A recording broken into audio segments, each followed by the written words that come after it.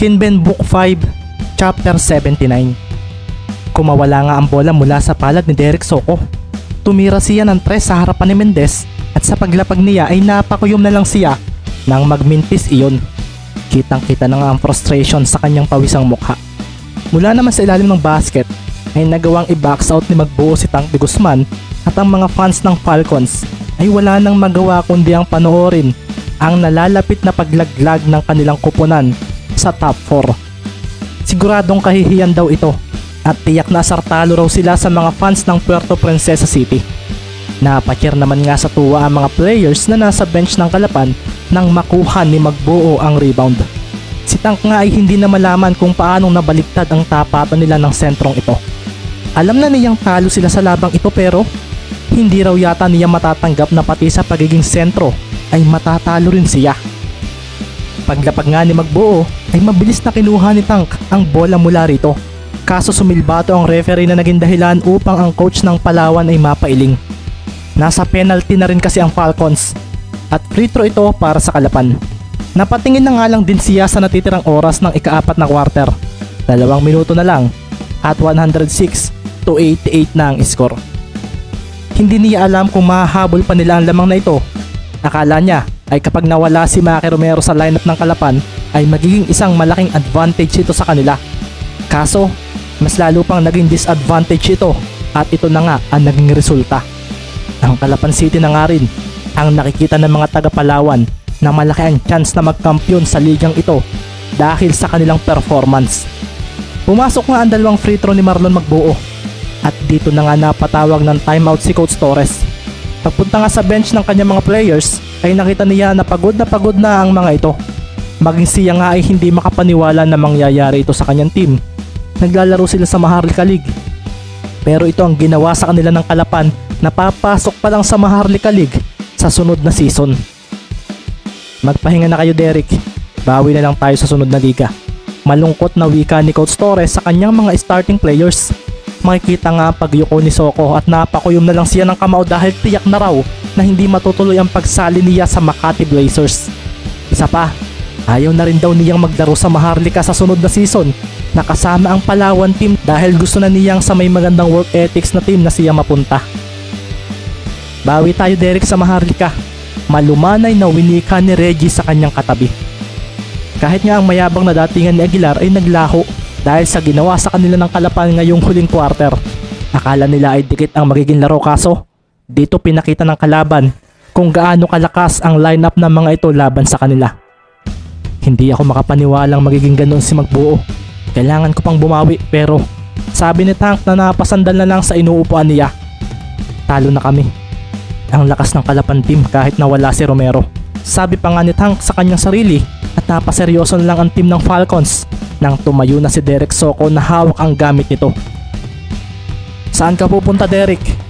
Tanungan ni Coach Torres at hindi na nagsalita si Derek na napailing na lang. Tumingin pa nga siya sa kanyang mga kasamahan. Last game ko na ito, coach, sa team natin. I already decided to leave this team dahil hindi ko na kaya ang mga ginagawa ng mga players mo.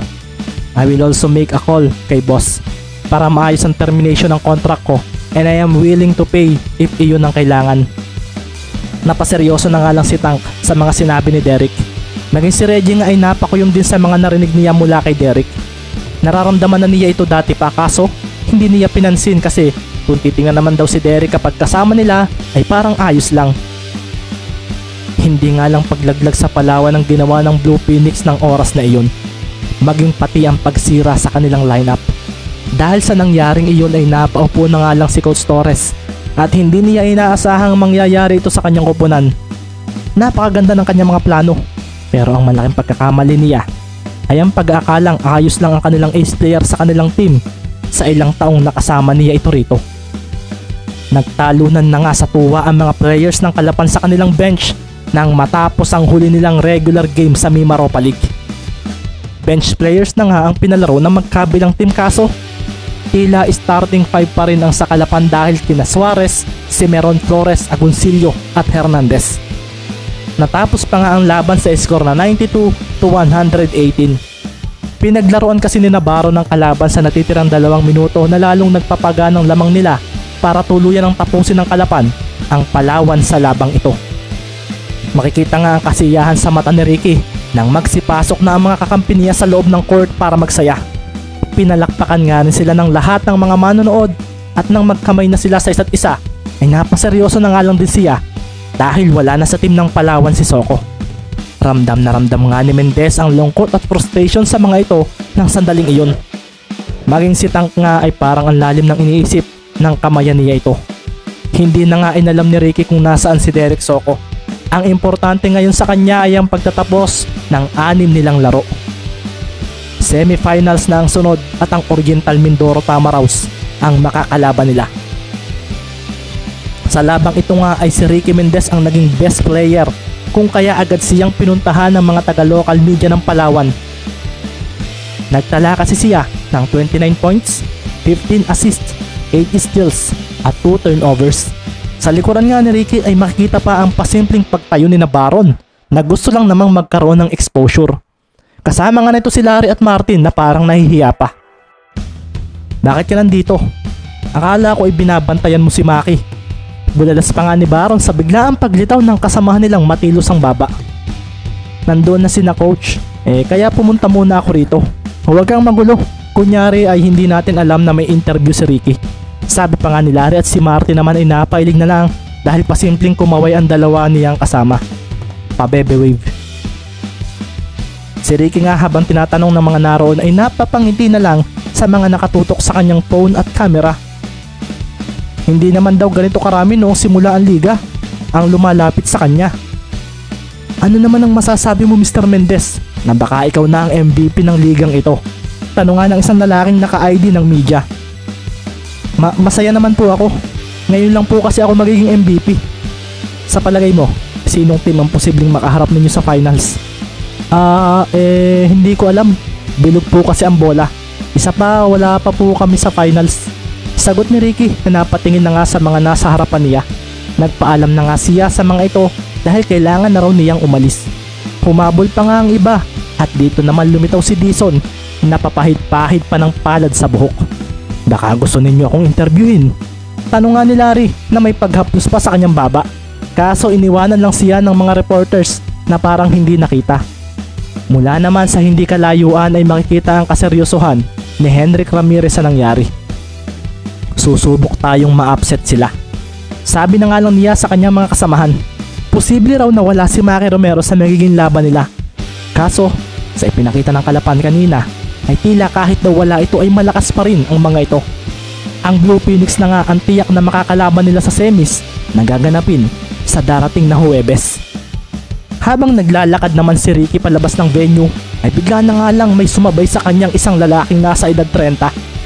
Nakasuot ito ng dark blue polo shirt at pasimple siyang tinanong, Sir Mendez, mula po ako sa GMA 7 News Center.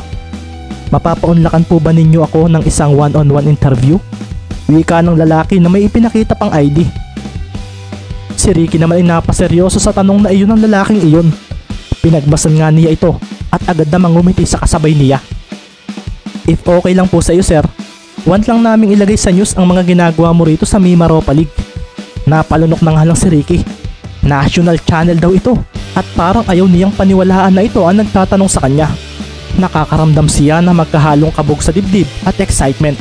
Dahil dito ay hindi na nga niya napigilang mapa-oo na agad na ikinatuwa ng lalaking sumasabay sa kanya. Pwede ko bang makuha ang contact number mo? Bali tatawagan na lang kita para sa time at venue. Bali baka this day rin. Baka mamayang hapon or gabi. Sige po. Sabi nga ni Ricky at pagkatapos noon ay iniwanan na siya ng lalaki. Nakita nga rin iyon ni Baron at agad siyang tinanong kung sino iyon. Napaseryoso na nga lang ang tatlo nang marinig kung sino iyon. Seryoso? Sikat ka na kapag lumabas ka sa 24 oras. Bulalas agad ni Larry. Shh! Huwag mo na ninyo sabihin, hindi pa naman sure. Natatawang sagot na nga lang ni Ricky at makikita nga ang apat na nagdiretso na sa lugar kung nasaan si Maki Romero. Nang mga oras namang iyon ay makikita naman si Derek Soco na nagpunta sa sementeryo, sa lugar kung saan inilibing si RJ. Napakatagal na nga ng panahon nang huli siyang nagpunta rito. Kanina nga lang sa game nila laban sa Kalapan niya muli itong naalala. Tama ba ang gagawin ko? Tanong na nga lang ni Derek nang ilapag ang bulaklak sa tapat ng lapida nitong nababalot na ng makapal na dumi at lumot. Kung gusto mong mag-enjoy sa basketball, gawin mo lang ang sa tingin mo ay gusto mo. Maiintindihan ka nila. Napaseryoso na nga lang si Derek nang may kung anong boses ang narinig niya sa kanyang isip. Sandali ring umihip ang hangin at pagkatapos noon ay napailing na lang siya at napangiti nang hindi inaasahan. Siguro, I need to become more open kay Coach Torres. Lack of communication din ang naging mali ko. Kailangan kong mag-sorry sa kanila sa pag-iwan ko kanina. I'm just frustrated sa nangyari. Sabi mo nga, win or loss, ang importante ay masayang naglalaro ng basketball. I don't ever slow up, no I don't take shit. I got no love for the fakeness. If you wanna play tough and wanna hate this, I'll always show up. I don't ever slow up, no I don't take shit. I got no love.